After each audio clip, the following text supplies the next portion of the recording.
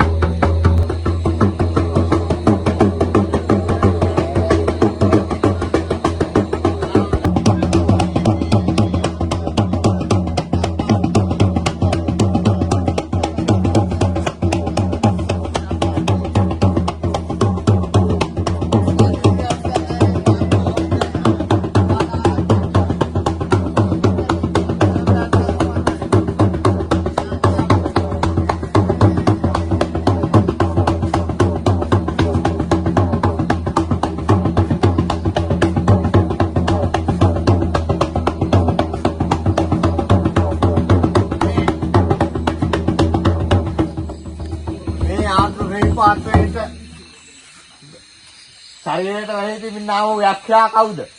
ලෞතර බුදුන් ගණන් අහන්නේ. වේදිනෝනා කියුවට අපිට හරියන්නේ නැහැ. අපිට නම් යක්ෂයාගේ නම කියනවා. යක්ෂයාගේ භූතයේද ප්‍රේතයේද මෙතන. ප්‍රේතයකින්. එතකොට දැන් මේ නරසාරයෙන් ඉවත් වෙන්න නම් මොනවද කරන්න ඕන අපි? මට කුකුල් බිල්ලක් ඕනේ. කුකුල් බිල්ලක් ගෙනල්ලා තියෙන රූපර කුකුල් බිල්ලක් දෙකාක රූපර කුකුල් බිල්ලක් තියෙනවා. දැන් ඒක පිළිගන්න කැමතිද? පිළි අරගෙන මේ ශරීරයෙන් ඉවත් වෙලා යනවද? ඉවත් වෙනවා. යනවා. දැන් කොහොමද යන්නේ? ඒක තියන්න ඕන අපිට. ගිරියත්තක් ගලව යනවා. ගිරියත්තක්. කොයි වෙලාවටද යන්නේ? 12ට. 12ට. හරියට වෙලාවට අපි ගන්න මෙතෙන්ට. ඒ ගන්නකොට ගිරියත්ත වෙනගෙන යන්න ඕන. අපිට ලකුණකුත් දෙන්න ඕන. හූතුලක් කියන්නත් ඕන. එහෙමනම් අපි මේ කරන ශාන්ති කර්මය බලාගෙන මේ යාග හෝම ශාන්ති කර්මයෙන් මේ ආත්‍ර ශ්‍රීපාතයේ ශරීරයට නැවත වැහෙන්න බෑ. නැවත වුණොත් ලෞතර බුදුන් ගණන් පුච්චනවා. පිළිගන්නවා ඒක? පිළිගන්නු. එහෙමනම් අපි දෙන මේ පිළිේනි මහලා පිළි අරගෙන මේ ශරීරයෙන් ඉවත් වෙලා යනවා. හරි. අපි කියන විදිහට මෙතන වාඩි වෙලා අපි කරන ශාන්ති කර්මයේ දිහා බලාගෙන ඉන්නවන අපිට කරදරයක් කරන්න බෑ. එතකන් බිල්ල දෙනකන්. බාර ගන්නවද? බාර ගන්නවා. එහෙමනම් වාඩි වෙලා අපි මේ කියන දේවල් අහගෙන ඉන්න ඕන. එහෙනම් බුදු සරණයි දෙවියන්ගේ වේට. ඔතන වාඩි වෙන්න.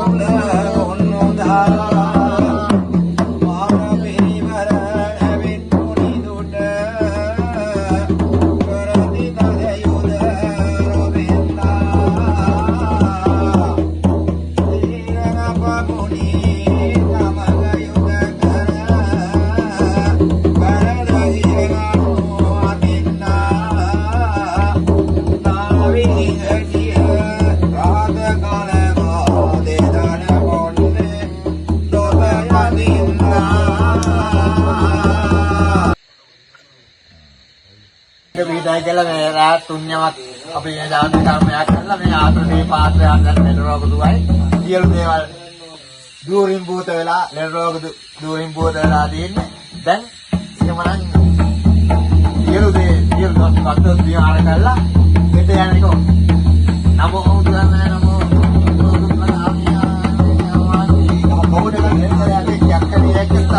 මාගේ මේ කර්ම චක්‍රාල් දෙන්නේ ඉරවල් අලු ජෝඩි නමෝ භගවතු සම්මාන පුතං නමෝ නමෝ වරහතු සම්මාන පුතං